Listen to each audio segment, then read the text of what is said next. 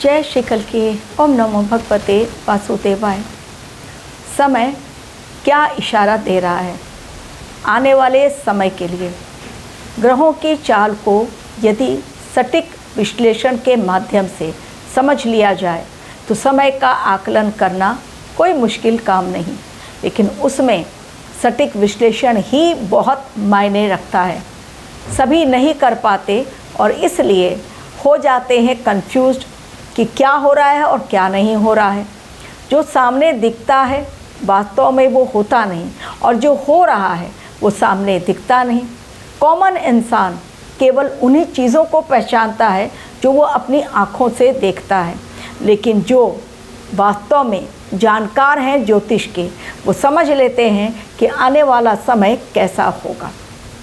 बड़े तूफान के पहले की शांति। जी हाँ, मिडिल ईस्ट युद्ध में युद्ध विराम। Donald Trump super power America आखिर झुक ही गया, झुकना पड़ा। वो डोनाल्ड ट्रंप जो पूरी तरह से रेजिम चेंज करने निकले थे ईरान में, पूरी तरह से ईरान को तबाह करने की धमकी दे रहे थे, लेकिन अचानक उन्हें ऐसा क्या हुआ कि उन्हें झुकना पड़ा। आज ग्रहों के माध्यम से, एस्ट्रोलॉजी के माध्यम से आपको समझाऊंगी ये युद्ध विराम क्यों है, अल्प विराम। क्या ये बड़े तूफान के पहले की शांति है?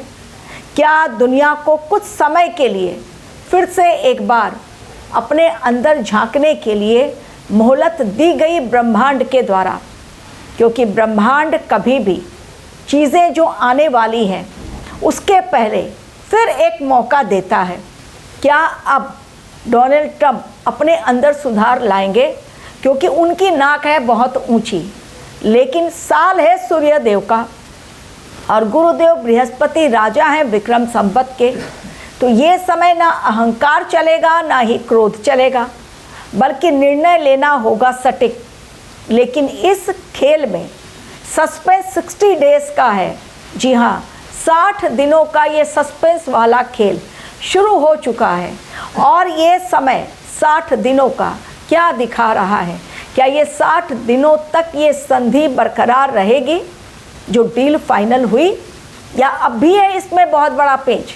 आज के मेरे वीडियो में सारी बातें आपको समझाऊंगी, और ग्रहों के चाल के माध्यम से क्या ये साल फिर से एक बार मिडिल ईस्ट युद्ध के कारण जलेगा?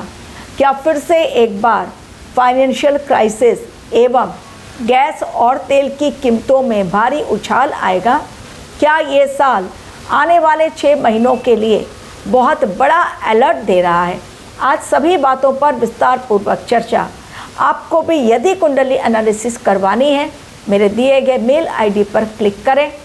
कौन सी सेवाएं मैं देती हूँ ऑलरेडी मैंने थंबनेल में ऐड किया है। यदि है विश्वास मेरी भविष्यवाणी पर तो एक बार कुंडली एनालिसिस करवाएं। अब तक जो काम नहीं बने, हो सकता है रेमेडी के द्वारा वो काम बन जाए।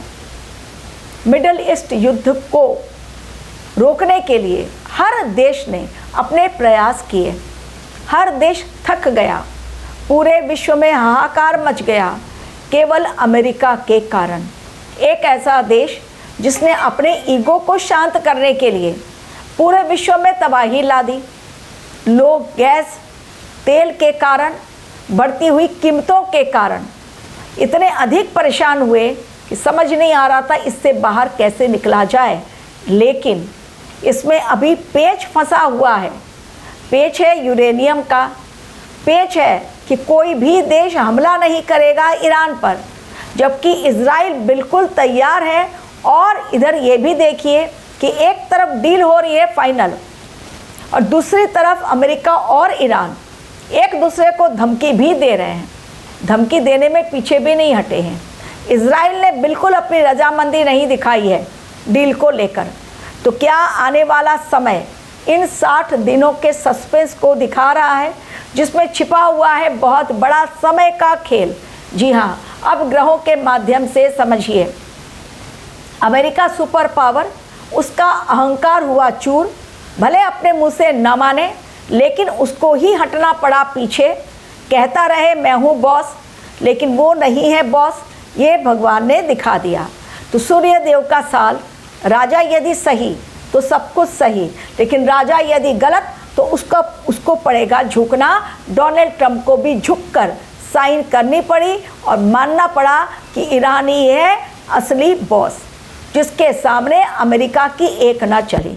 दरअसल आर्थिक नुकसान, ये जो ग्रहों के कारण इस समय की अवस्था चल रही है, महादशा कह लीजिए, अंतर्दशा कह लीजिए, अमेरिका में जो महादशा और अंतर्दशा चल रही है, उसके कारण जो उसको भारी आर्थिक नुकसान हुआ है, आने वाला समय उस आर्थिक नुकसान को और अधिक उसमें बढ़ोतरी ना कर दे, इसलिए इन्होंने अपने पैर पीछे खींच लिए हैं। लेकिन ये संधि टूटेगी, फिर से एक बार आमने सामने होंगे। केवल ईरान अमेरिका नहीं, बल्कि इजराइल का प्रहार जो लेबनान पर हो रहा है वो लगातार जारी रहेंगे। 60 दिनों की संधि, लेकिन उसके पश्चात भयंकर तूफान, कारण ग्रह वैसे ही दिखाई दे रहे हैं। इस बार मंगल देव है सेनापति। जब मंगल देव विक्रम संवत के सेनापति होते हैं और नाम होता है रौद्र संवत, तो उसमें केवल और केवल युद्ध के कारण भयंकर तबाही दिखाई पड़ती है, क्योंकि जुपिटर यानी गुरुदेव बृहस्पति एक साल में 3 बार राशि परिवर्तन कर रहे हैं। बहुत फास्ट मोड में साफ सफाई का काम चल रहा है पृथ्वी का। तो जब पृथ्वी की साफ सफाई का काम चल रहा है तो विनाश के पश्चात ही विकास, विनाश के पश्चात ही संहार, के पश्चात ही शांति कायम होगी, यही दिखाई दे रहा है।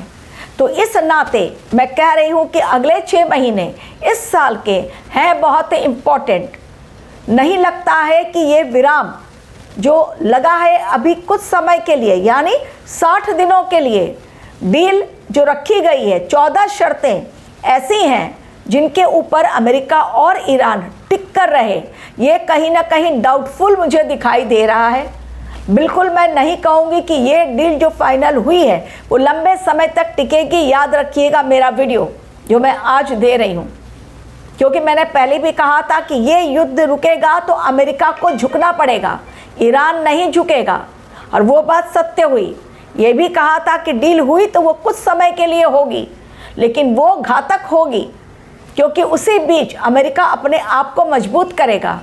आर्थिक परिस्थितियों में जो प्रॉब्लम्स आई हैं उनको वो ठीक करेगा, अपने देश की इकोनॉमी को ग्रो करेगा, और इधर ईरान अपने यहाँ हथियारों का जखीरा जमा करेगा। दोनों ही पर्दे के पीछे बड़ा खेल खेल रहे हैं, लेकिन इजराइल चुप नहीं बैठने वाला।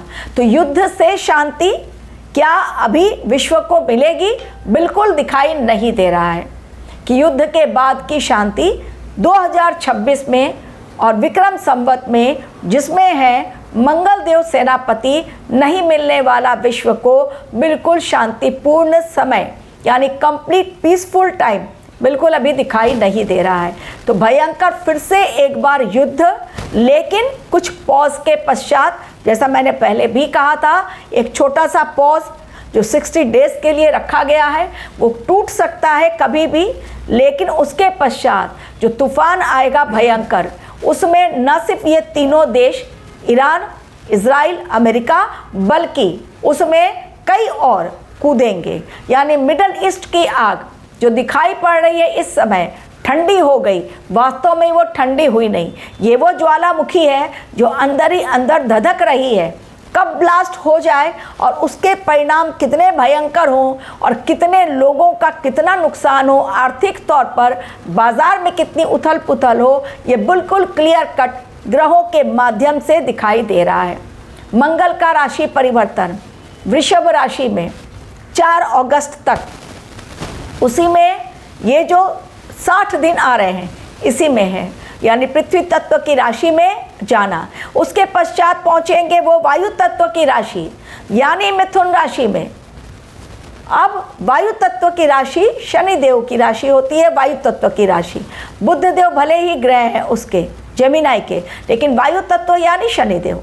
तो वहाँ पर वायु तत्व की राशि में अग्नि ग्रह का जाना सोच लीजिए, अग्नि तत्व यदि वहाँ जाता है, वायु तत्व, तो वायु और अग्नि मिलेंगे तो क्या होगा। घमासान भीषण दिखाई दे रहा है। इस साल बिल्कुल शांति की कल्पना करना भी मूर्खता है।